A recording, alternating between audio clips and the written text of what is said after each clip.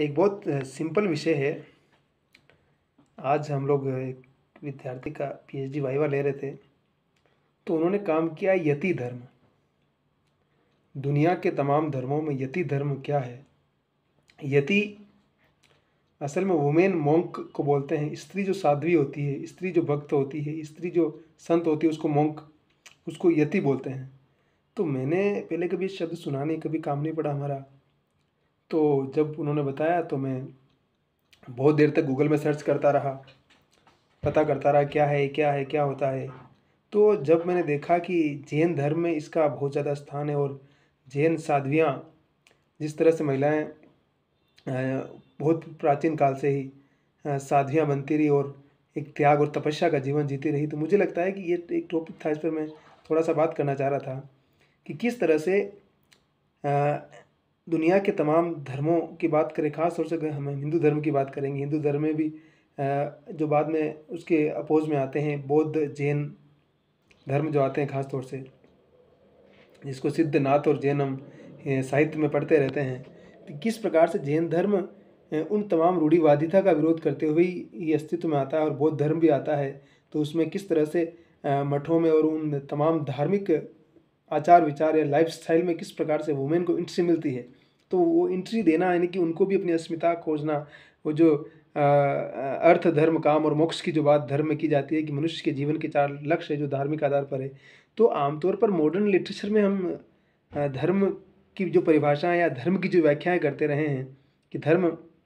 मनुष्य के विकास को सदैव अवरुद्ध करता रहा है, उसकी कमी क्या है, जबकि हमारे पास पूरा का पूरा भक्ति मूवमेंट है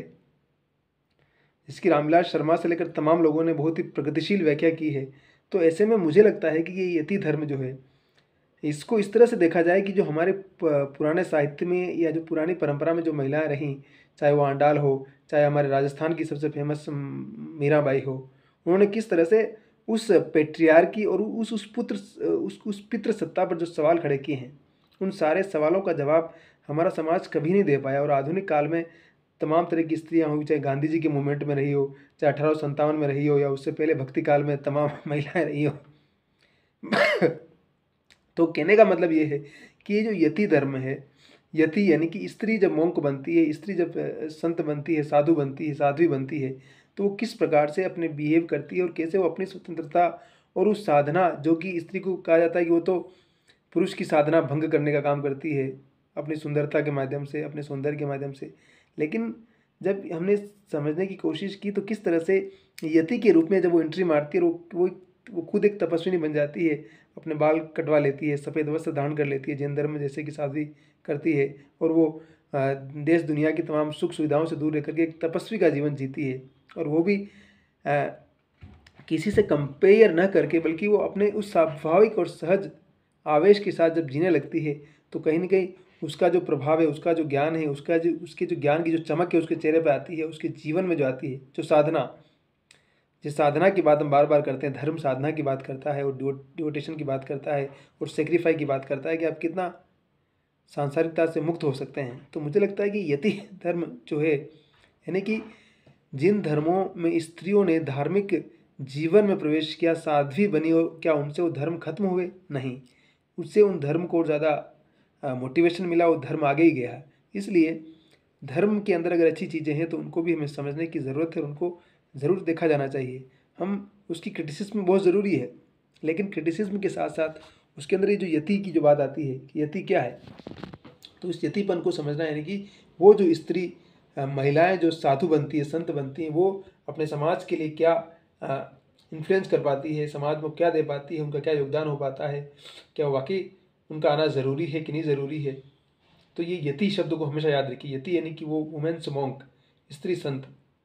जो कि एज ए आर्ग्यूमेंट करती है, सवाल करती है, और उनकी जेंडर जो लिमिटेशन है वो कहीं भी किसी भी रूप में आड़े नहीं आती है, और वो उन तमाम विषयों पर बड़े ही सोच विचार से, क्लास, कास्ट, जेंडर बेस्ड जो क्वेश्चन है, उन सारे क्वेश्चन को बड़े ही तार्किक तरीके से, बड़े ही अच्छे तरीके से डील करती है, और वो बाकायदा उपदेश देती है, सिरमौन देती है, अपनी बात रखती है, और उनका जीवन जिस प्रभाविकता और जिस इफेक्ट के साथ समाज में आता है, ज़रूर लोग उनसे सीखते हैं, और वो हमारे लिए एक महत्वपूर्ण कैरेक्टर के रूप में उभर के आती है। इसलिए ये जो यति धर्म है इसको भी समझना जानना बहुत ज़रूरी है।